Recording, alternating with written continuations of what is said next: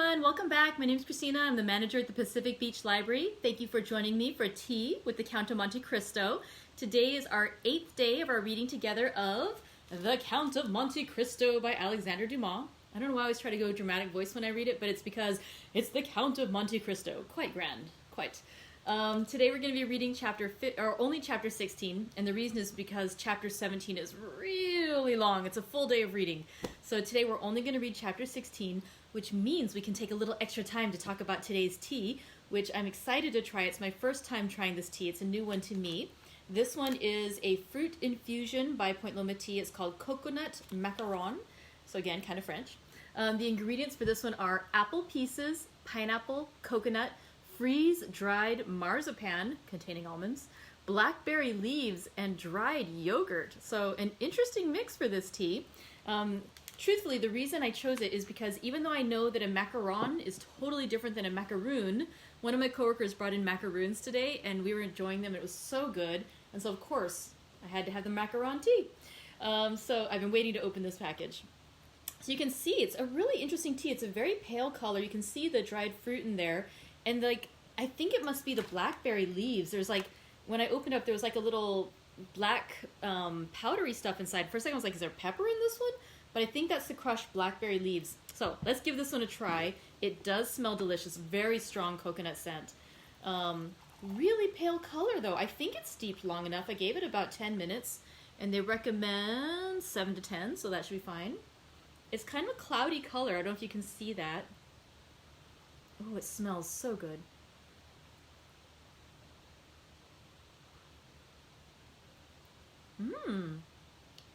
That's nice. Initially when I first opened it, the coconut was the dominant smell. And then I was getting a bit of the apple right after I poured it. But then when I actually take a taste, the pineapple is really good there too. You can that's the flavor that's staying with me strongest right now. Oh, that's really good. It works together very nicely. So that's our coconut macaron fruit infusion tea for today. And so let's go talk a little bit about what happened yesterday. For those of you who heard yesterday's reading, which I hope you did if you're watching today, yesterday was a super exciting bit. There were 2 chapters that were great yesterday. We read chapters 14 and 15. Chapter 14 was about the 2 prisoners, and basically in chapter 14, it's about a year after the restoration of Louis XVIII. So now Napoleon's 100-day reign has come and gone, and it's been a year after that too. So Edmond Dantes at this point has been in prison in the Chateau d'If for about a year and a half. And what happens is there's a new inspector assigned to the prisons. And so he comes to visit, and he visits each cell in the prison. And he goes to visit Edmond Dantes, and Edmond Dantes, again, just tries to say, I'm innocent, please review my files. At the very least, give me a trial. I haven't had a trial, but, at least give me that opportunity. If I be convicted, so be it, but something. I don't even know with what I've really been charged. So he makes his case. And the inspector, again, is swayed by the honesty and the earnestness of Edmond Dantes.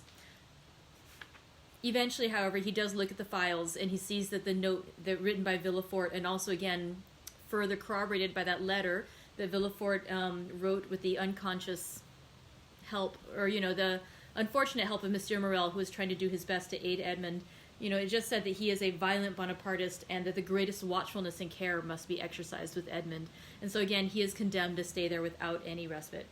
The other prisoner in the dungeon is a man known as the Abbé Faria, and I did look it up. Abbé is the French word for abbot. So the Abbé Faria must have one point been the leader of a convent, and so the Abbé is sent to prison. And when he was there, they decided he'd gone mad because even though he seems so sane, he says that he's very rich and that he offers millions, and each year he increases the offer. So in the first year he offered 1 million to be allowed to go free, 2 million the second year, 3 million the next, and finally no one can believe him because it's so outrageous that he would have this fortune, because if he was so rich, why was he imprisoned?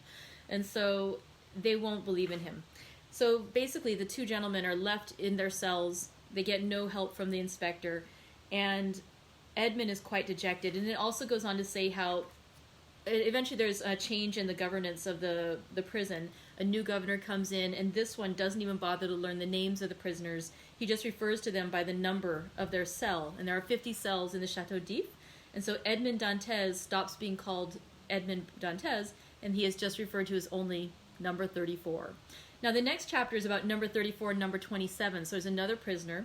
And basically what happens in this chapter is Edmond Dantes is so dejected. He just basically gives up hope that he's ever going to be released.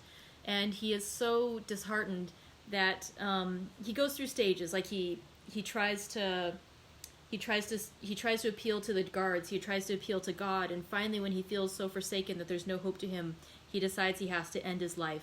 And the way he decides to do it is to starve himself to death. And so there's like some scenes where he's throwing his food out the window of his cell so that he cannot change his mind and eat it and survive any longer.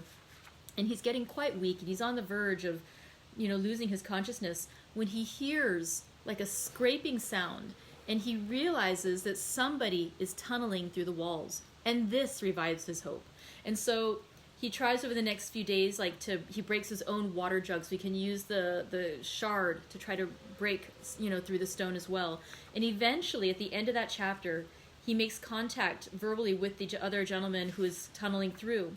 And the other man, he had been trying to escape, and unfortunately he's tunneled to Edmund's cell instead.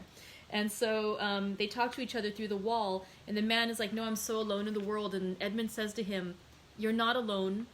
If you are not alone, then you can love me. If you're young, I'll be your comrade, and if you're old, I will be your son. Because, he's lost his own father, he has no contact with him.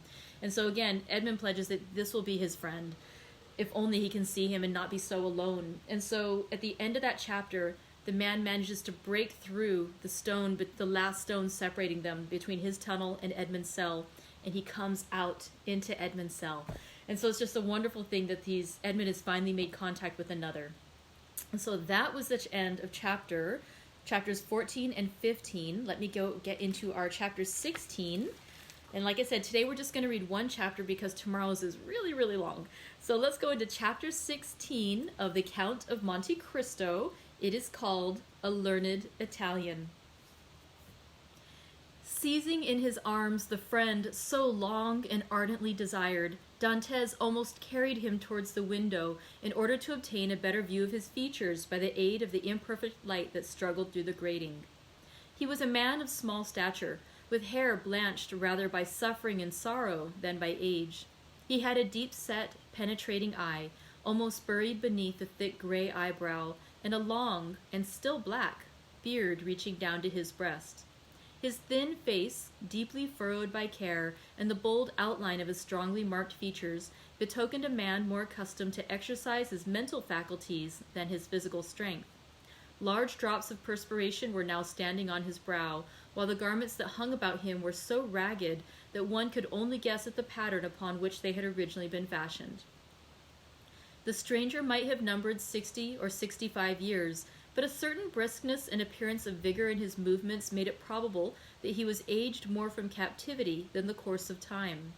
He received the enthusiastic greeting of his young acquaintance with evident pleasure, as though his chilled affections were rekindled and invigorated by his contact with one so warm and ardent. He thanked him with grateful cordiality for his kindly welcome, although he must at that moment have been suffering bitterly to find another dungeon where he had fondly reckoned on discovering a means of regaining his liberty. "Let us first see," said he, "whether it is possible to remove the traces of my entrance here. Our future tranquillity depends upon our jailers being entirely ignorant of it." Advancing to the opening, he stooped and raised the stone easily in spite of its weight. Then, fitting it into its place, he said, "You removed this stone very carelessly, but I suppose you had no tools to aid you." "Why," exclaimed Dantes with astonishment, "do you possess any?" "I made myself some, and with the exception of a file, I have all that are necessary, a chisel, pincers, and lever." "Oh, how I should like to see these products of your industry and patience." "Well, in the first place, here is my chisel." So saying, he displayed a sharp, strong blade, with a handle made of beechwood. "And with what did you contrive to make that?" inquired Dantes. "With one of the clamps of my bedstead, And this very tool has sufficed me to hollow out the road by which I came hither, a distance of about 50 feet. 50 feet, responded Dantes, almost terrified. Do not speak so loud, young man. Don't speak so loud. It frequently occurs in a state prison like this that persons are stationed outside the doors of the cells purposely to overhear the conversation of the prisoners.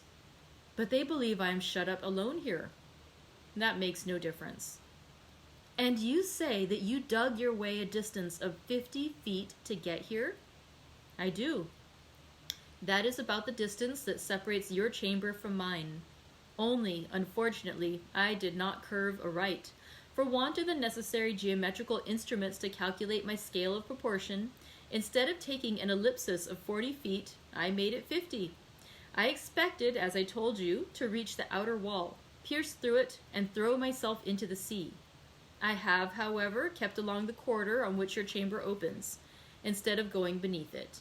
My labor is all in vain, for I find that the corridor looks into a courtyard filled with soldiers. That's true, said Dantes, but the corridor you speak of only bounds one side of my cell. There are 3 others. Do you know anything of their situation? Excuse me. This one is built against the solid rock, and it would take 10 experienced miners, duly furnished with the requisite tools, as many years to perforate it. This adjoins the lower part of the governor's apartments, and were we to work our way through, we should only get into some lock-up cellars, where we must necessarily be recaptured. The 4th and last side of your cell faces us. Faces on. Faces on. Stop a minute. Now, where does it face?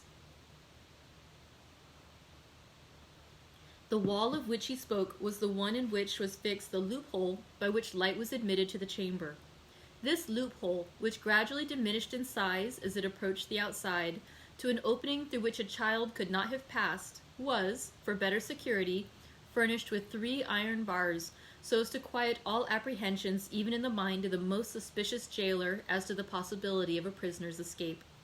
As the stranger asked the question, he dragged a table beneath the window. "Climb up," said he to Dantes. The young man obeyed, mounted on the table, and divining the wishes of his companion, placed his back securely against the wall and held out both hands.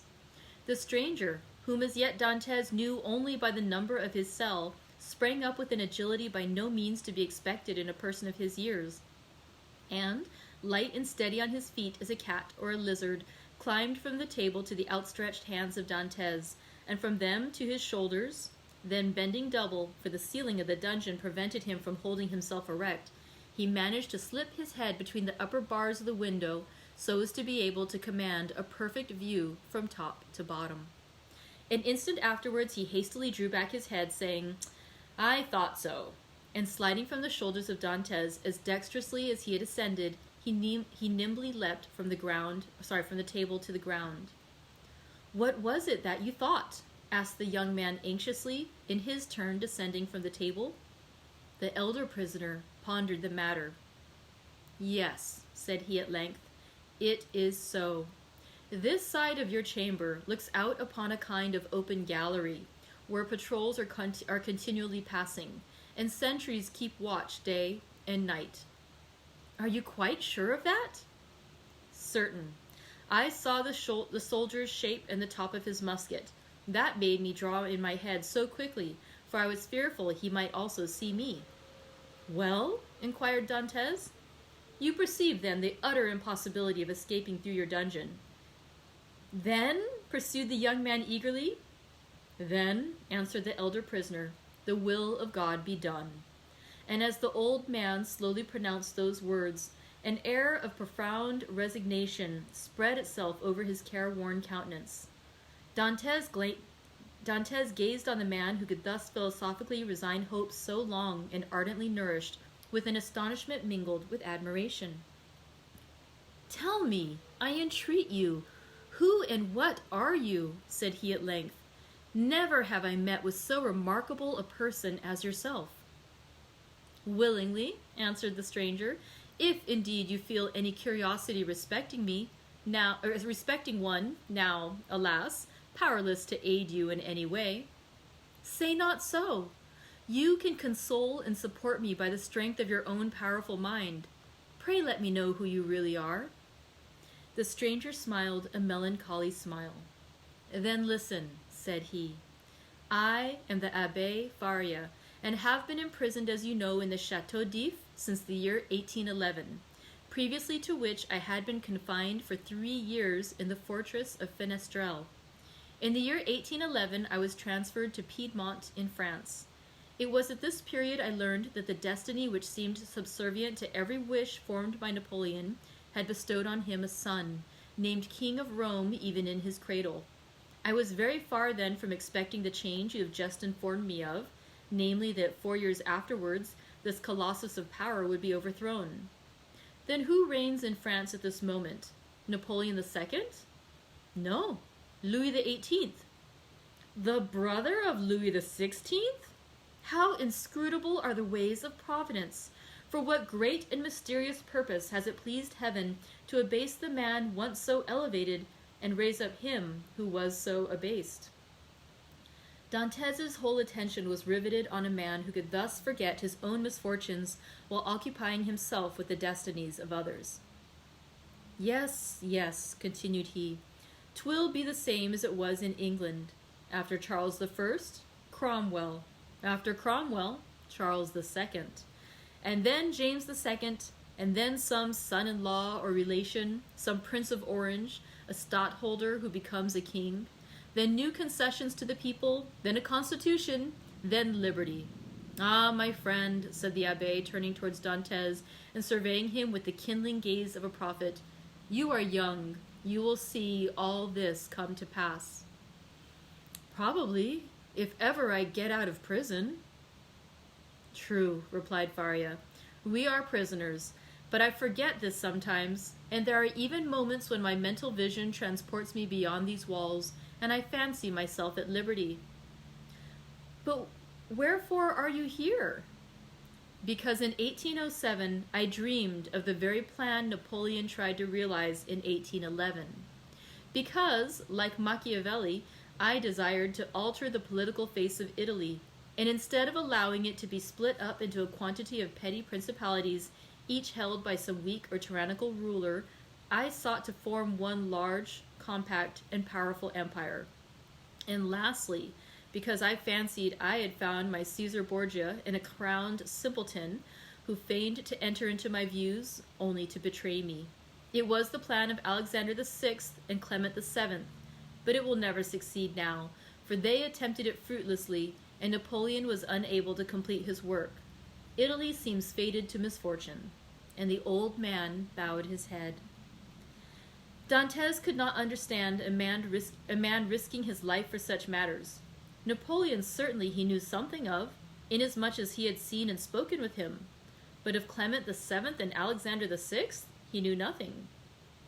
"Are you not," he asked, "the priest who here in the Château d'If is generally thought to be ill?" "Mad, you mean, don't you?" "I did not like to say so," answered Dantès, smiling. "Well then," resumed Faria with a bitter smile, "let me answer your question in full, by acknowledging that I am the poor mad prisoner of the Château d'If, for many years permitted to amuse the different visitors with what is said to be my insanity, and in all probability I should be promoted to the honor of making sport for the children, if such innocent beings could be found in an abode like this, devoted like this to suffering and despair." Dantès remained for a short time mute and motionless. At length he said, "Then you abandon all hope of escape?" "I perceive its utter impossibility, and I consider it impious to attempt that which the Almighty evidently does not approve." "Nay, be not discouraged. Would it not be expecting too much to hope to succeed at your first attempt? Why not try to find an opening in another direction from that which has so unfortunately failed?" "Ha! Alas, it shows how little notion you can have of all it has cost me to effect a purpose so unexpectedly frustrated that you talk of beginning over again. In the first place, I was 4 years making the tools I possess, and have been 2 years scraping and digging out earth, hard as granite itself. Then what toil and fatigue has it not been to remove huge stones I should once have deemed impossible to loosen? Whole days have I passed in these titanic efforts, considering my labor well repaid if, by night-time, I had contrived to carry away a square inch of this hard-bound cement, changed by ages into a substance unyielding as the stones themselves. Then to conceal the mass of earth and rubbish I dug up, I was compelled to break through a staircase and throw the fruits of my labor into the hollow part of it. But the well is now so completely choked up that I scarcely think it would be possible to add another handful of dust without leading to discovery. Consider also that I fully believed I had accomplished the end and aim of my undertaking, for which I had so exactly husbanded my strength as to make it just hold out to the termination of my enterprise. And now, at the moment when I reckoned upon success, my hopes are forever dashed from me. No, I repeat again, that nothing shall induce me to renew attempts evidently at variance with the Almighty's pleasure. Dantes held down his head, that the other might not see how joy at the thought of having a companion outweighed the sympathy he felt for the failure of the Abbé's plans. The Abbé sank upon Edmund's bed, while Edmund himself remained standing. Escape had never once occurred to him. There are indeed some things which appear so impossible that the mind does not dwell on them for an instant. To undermine the ground for 50 feet, to devote 3 years to a labor which, if successful, would conduct you to a precipice overhanging the sea, to plunge into the waves from a height of 50, 60, perhaps 100 feet, at the risk of being dashed to pieces against the rocks should you have been fortunate enough to have escaped the fire of the sentinels, and even supposing all these perils passed, then to have to swim for your life a distance of at least 3 miles ere you could reach the shore, were difficulties so startling and formidable that Dantes had never even dreamed of such a scheme, resigning himself rather to death. But the sight of an old man clinging to life with so desperate a courage gave a fresh turn to his ideas and inspired him with new courage. Another, older and less strong than he, had attempted what he had not had sufficient resolution to undertake, and had failed only because of an error in calculation. This same person, with almost incredible patience and perseverance, had contrived to provide himself with tools requisite for so unparalleled an attempt. Another had done all this. Why, then, was it impossible to Dantes? Faria had dug his way through 50 feet. Dantes would dig 100. Faria, at the age of 50, had devoted 3 years to the task. He, who was but half as old, would sacrifice 6. Faria, a priest and savant, had not shrunk from the idea of risking his life by trying to swim a distance of 3 miles to one of the islands, Daume, Ratonneau, or Le Maire. Should a hardy sailor, an experienced diver like himself, shrink from a similar task? Should he, who had so often for mere amusement's sake plunged to the bottom of the sea to fetch up the bright coral branch, hesitate to entertain the same project? He could do it in an hour, and how many times had he, for pure pastime, continued in the water for more than twice as long? At once Dantes resolved to follow the brave example of his energetic companion, and to remember that what has once been done may be done again. After continuing some time in profound meditation, the young man suddenly exclaimed, "I have found what you were in search of!" Faria started. "Have you indeed?" cried he, raising his head with quick anxiety. "Pray, let me know what it is you have discovered." "The corridor through which you have bored your wall from the cell you occupy here extends in the same direction as the outer gallery, does it not?" "It does." "And is not above 15 feet from it?" "About that." "Well then, I will tell you what we must do. We must pierce through the corridor by forming a side opening about the middle, as it were the top part of a cross. This time you will lay your plans more accurately. We shall get out into the gallery you have described. Kill the sentinel who guards it, and make our escape. All we require to ensure success is courage, and that you possess, and strength, which I am not deficient in. As for patience, you have abundantly proved yours. You shall now see me prove mine."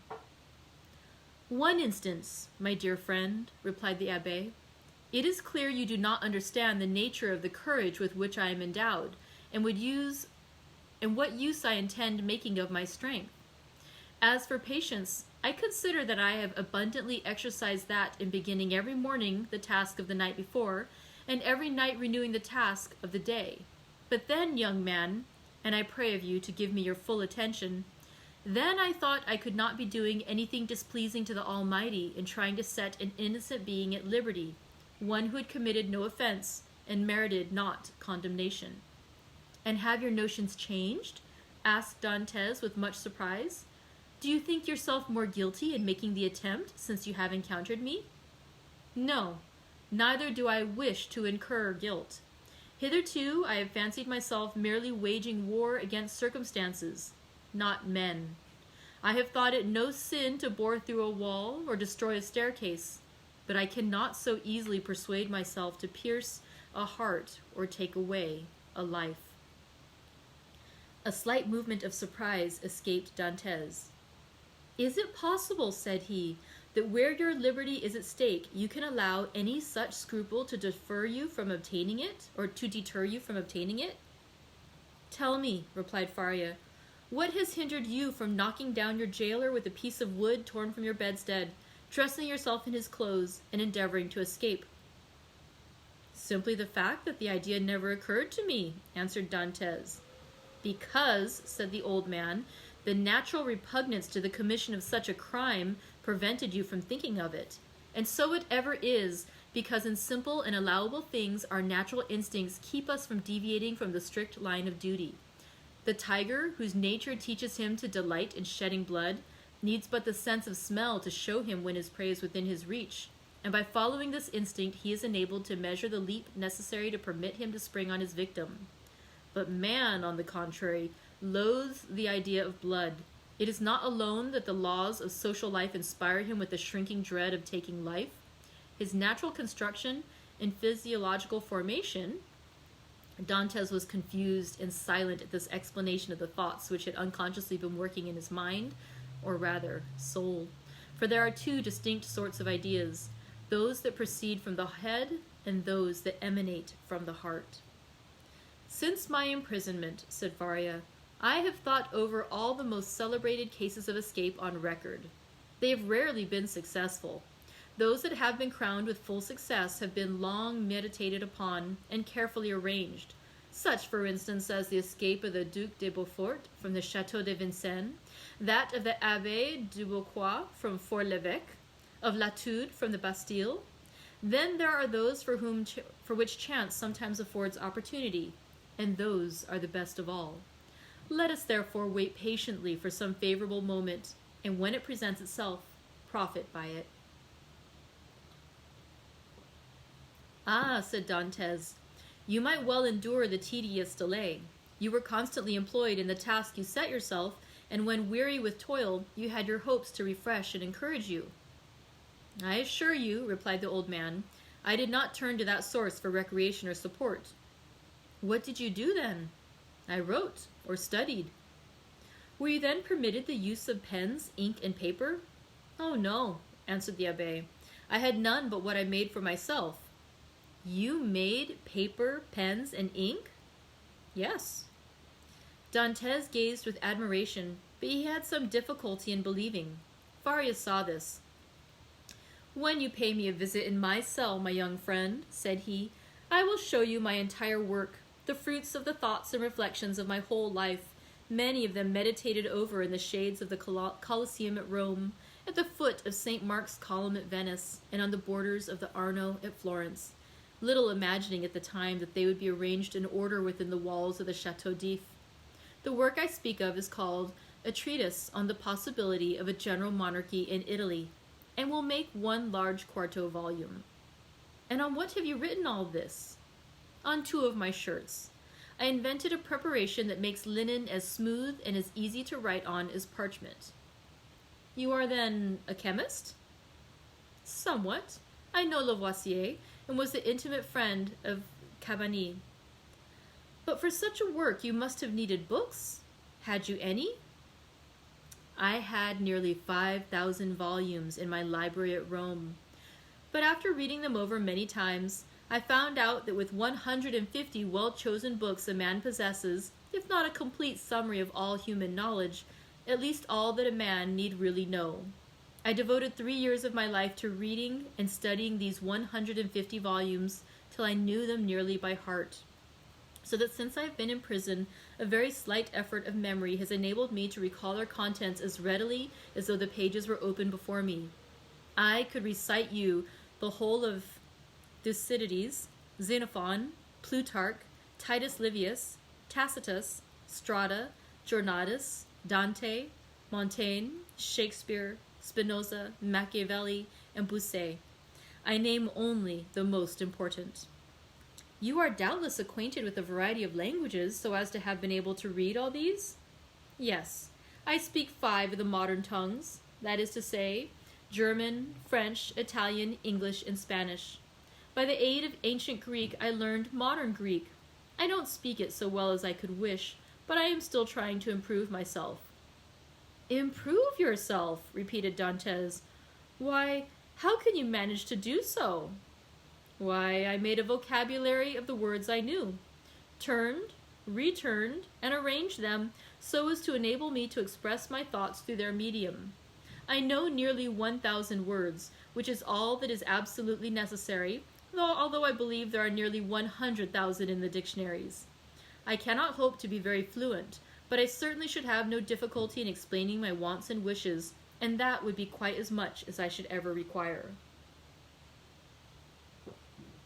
Stronger grew the wonder of Dantes, who almost fancied he had to do with one gifted with supernatural powers.